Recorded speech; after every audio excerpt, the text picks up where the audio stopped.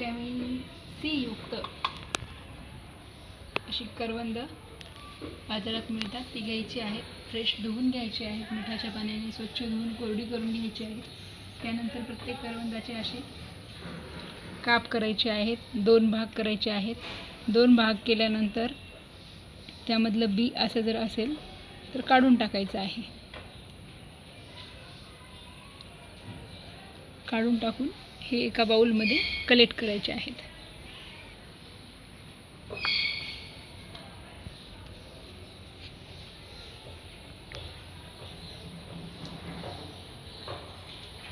सर्व करवंदांचे असे काप करून बिया काढून तयार आहेत. कापलेली करवंद तयार आहेत.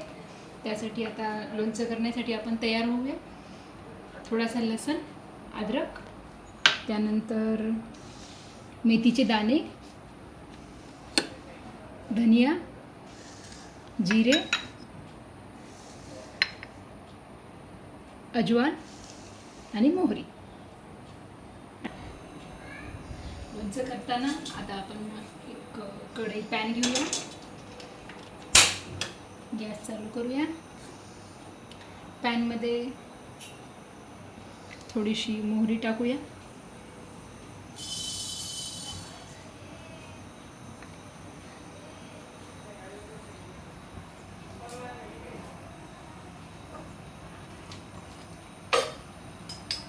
एक चमचाभर धने टाकूया.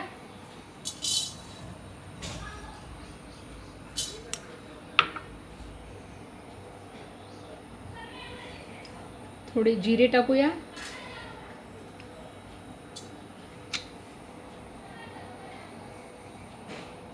आणि ओवा टाकूया.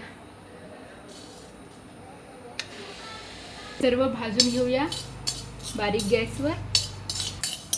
खमंग असा वास येतो आहे.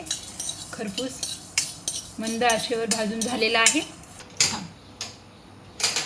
हे आता थंड झालेलं मिश्रण काढून घेऊया आणि थंड झाल्यानंतर मिक्सरमधून काढून घेऊया.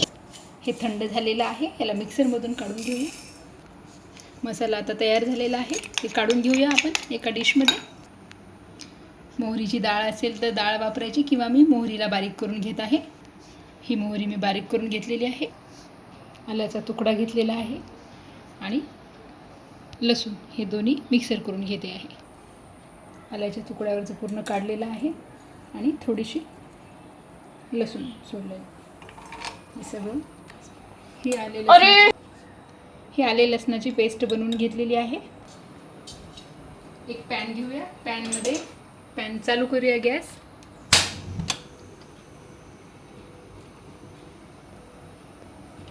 फ्लेम बारीक केलेला आहे आणि त्याच्यात तेल टाकूया. एक मोठा चमचा तेल घेतलेला आहे. तेलाला मंद आचेवर गरम करून घेतलेलं आहे.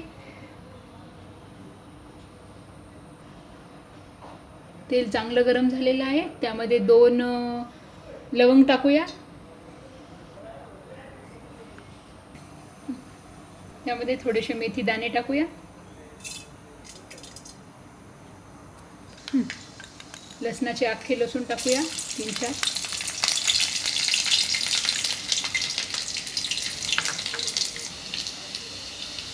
असा बदामी रंग आल्यानंतर गॅस बंद करायचा आहे. थंड होण्यासाठी बाजूला ठेवून देते. हे थंड झाले आहे मिश्रण. आता याच्यामध्ये हे आपण कच्चा लसूण आणि अद्रकची पेस्ट टाकूया. हे आपण जे बारीक करून घेतला होता मसाला, तो मसाला टाकूया.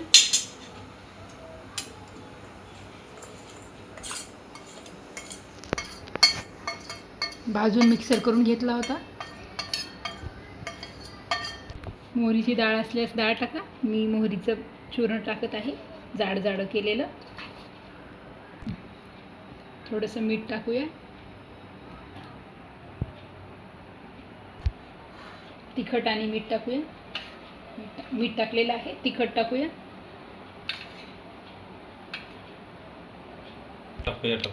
हळद टाकूया 1 चमचा. आता हे सर्व मिक्स करूया मिश्रण. खमंग असा छान वास येतो आहे मसाल्यांचा. छान खरपूस भाजलेले होते. मिश्रण एकजीव झालेलं आहे छान. त्यामध्ये आपण आपले हे कट करून ठेवलेले करवंदाचे काप टाकूया. सर्व काप टाकूया.